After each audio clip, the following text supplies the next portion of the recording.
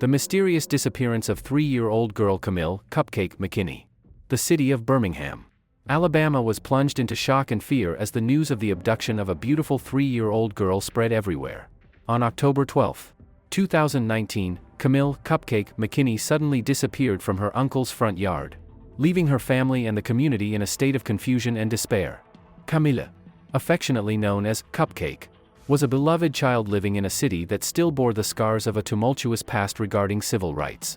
Birmingham, also called the Magic City, had an outwardly beautiful appearance but still concealed many dark shadows of the past.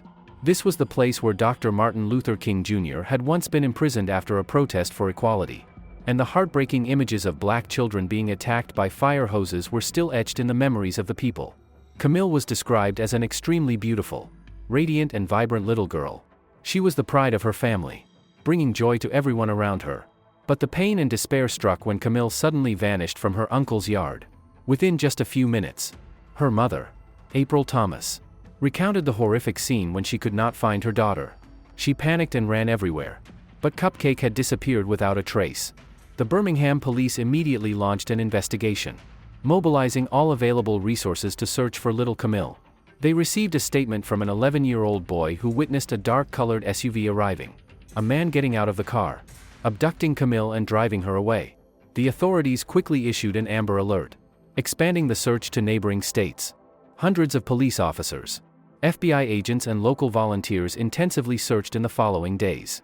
They scanned hundreds of security cameras, combed through tons of trash in the surrounding area, but still found no trace of Kamille. The family and the Birmingham community were sinking in despair, praying for her safety. After 10 days of fruitless search, the police discovered Kamille's body in a dumpster, having been strangled to death. The investigation results showed that 2 suspects, Patrick Stallworth and Derek Brown, had kidnapped and killed Kamille. They had used drugs to sedate the child before committing their heinous act.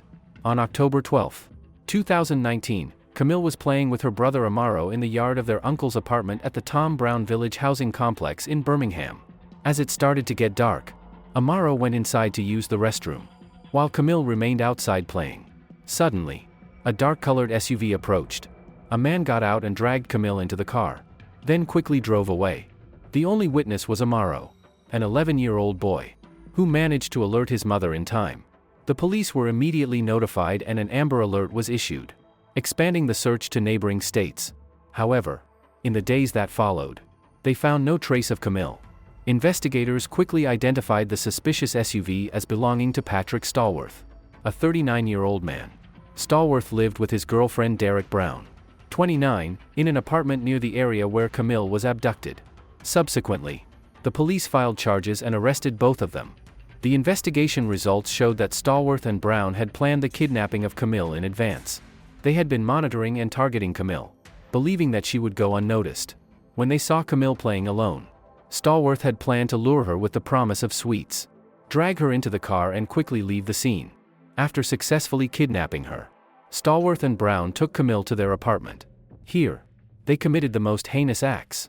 The autopsy results showed that Kamille had been drugged by the suspects to sedate her, then strangled to death on October 12. Stallworth and Brown were arrested the following night after the police released surveillance footage of Stallworth's store and many informants were able to identify him. Stallworth was charged with several counts of possessing child pornography found on his phone during the investigation. These images were not of Kamille. He was released on bail a few days later and rearrested on October 22, the night Kamille's body was found. Brown remained in jail throughout this time due to previous kidnapping charges against her.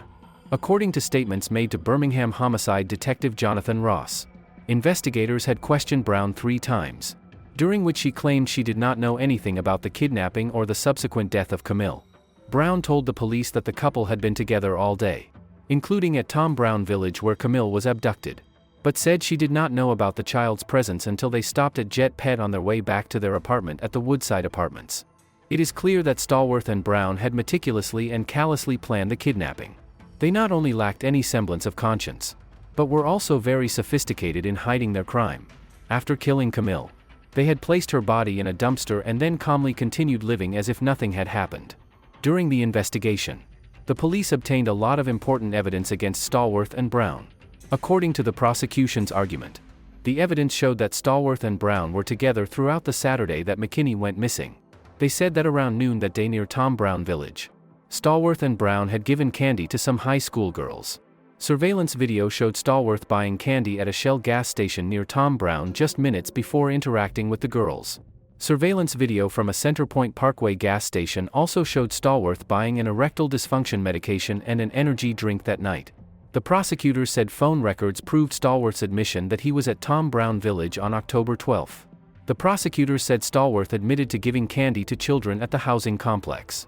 The prosecution also pointed to a video from a Tom Brown resident showing the interaction between a man and some children, with them then following him out of the camera's view. Brown told detectives that when they were in the apartment, she was outside smoking.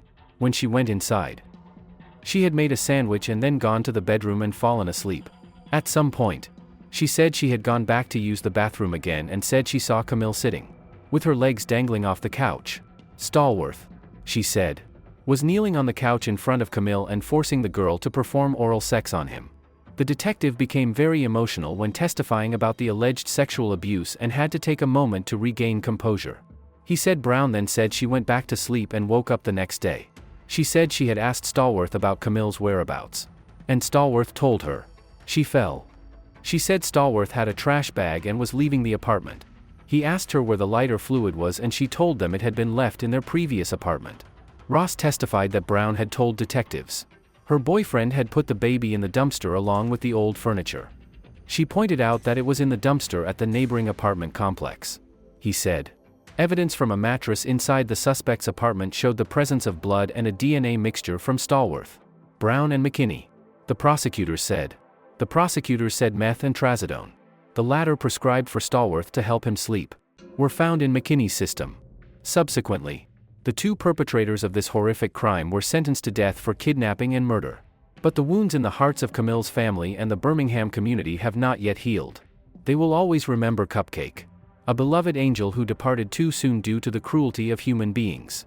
The story of Kamille Cupcake McKinney will forever be one of the deepest wounds of Birmingham. But with it come the lessons of love, unity and determination to protect children, priceless values that this community has found in its darkest days.